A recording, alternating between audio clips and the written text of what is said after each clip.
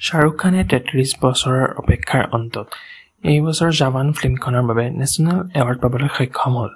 কিন্তু শাহৰুখ খানে আজিৰ পৰা ২১ বছৰ আগতে এখন ফিল্মৰ বাবে হয়তো নেশ্যনেল এৱাৰ্ড পালে হয়।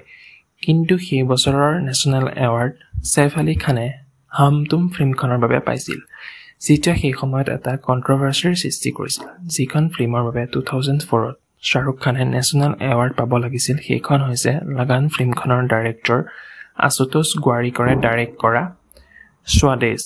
ফিল্মখনত শাহৰুখ খানে মোহন ভাৰ্গৱ নামৰ এজন NRIৰ ৰোল প্লে কৰিছে, যোনে নাচাত কাম কৰে। মোহনৰ সৰুতেই মাক বাপেক ঢুকাল। তাৰ পিছত তাক কাবেৰী আম্মা নামৰ মানুহ এগৰাকীয়ে চোৱাচিতা কৰি ডাঙৰ কৰিলে। মোহন যেতিয়া পঢ়িবলৈ US-লৈ গ'ল আৰু নাচাত চাকৰি পালে, তেতিয়াৰে পৰা তাৰ কাবেৰী আম্মাৰ লগত যোগাযোগ নোহোৱা হৈ গ'ল। তাৰ পিছে কাবেৰী আম্মালৈ বৰ মনত পৰি থাকে। সেয়েহে সি ডিচাইড কৰে যে সি ইণ্ডিয়ালৈ যাব আৰু কাবেৰী আম্মাক তাৰ লগত US-লৈ লৈ আনিব। মোহনে ইণ্ডিয়ালৈ গৈ গম পায় যে কাবেৰী আম্মা চাৰণপুৰ নামৰ গাঁও এখনত আছে। মোহনে চাৰণপুৰলৈ গৈ কাবেৰী আম্মাক লগ কৰেগৈ আৰু গম পায় যে কাবেৰী আম্মা তাত গীতা নামৰ ছোৱালী এজনী আৰু তাইৰ ভায়েকৰ লগত থাকে। মোহনো কেইদিনমান তাতেই থাকে। সেই সময়ছোৱাত মোহনৰ চাৰণপুৰৰ মানুহবোৰৰ লগত এটা সম্পৰ্ক গঢ় লৈ উঠে। তেওঁলোকৰ অৱস্থা দেখি আৰু জানি মোহনৰ বেয়া লাগে। সেই গাঁওখনত ইলেক্ট্ৰিচিটিৰ সুবিধা নাই। বেছিভাগ মানুহেই দুখীয়া আৰু অশিক্ষিত। তেওঁলোকে নিজৰ ল'ৰা-ছোৱালীবোৰকো স্কুললৈ পঠিয়াব নিবিচাৰে। ছোৱালীবোৰক বেছি পঢ়িবলৈ নিদিয়ে আৰু কম বয়সতে বিয়া পাতি দিয়ে। মানুহবোৰৰ মাজত জাতি আৰু ধৰ্মক লৈ ভেদাভেদ আছে।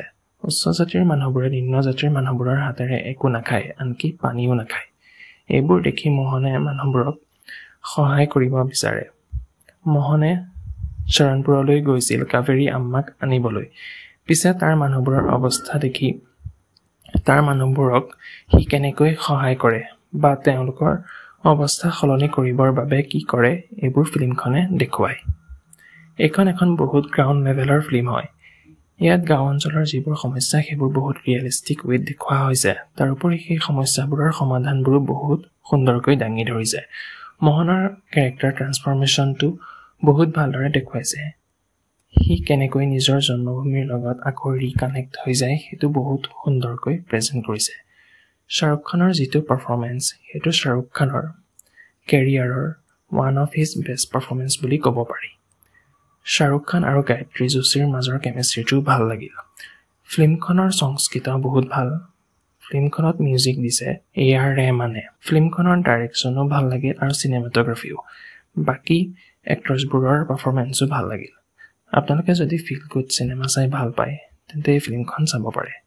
ভিডিঅ'টো শেষলৈকে চোৱাৰ বাবে ধন্যবাদ। আকৌ অতি শীঘ্ৰে লগ পোৱাৰ প্ৰতিশ্ৰুতিৰে এতিয়ালৈ বিদায় লৈছোঁ।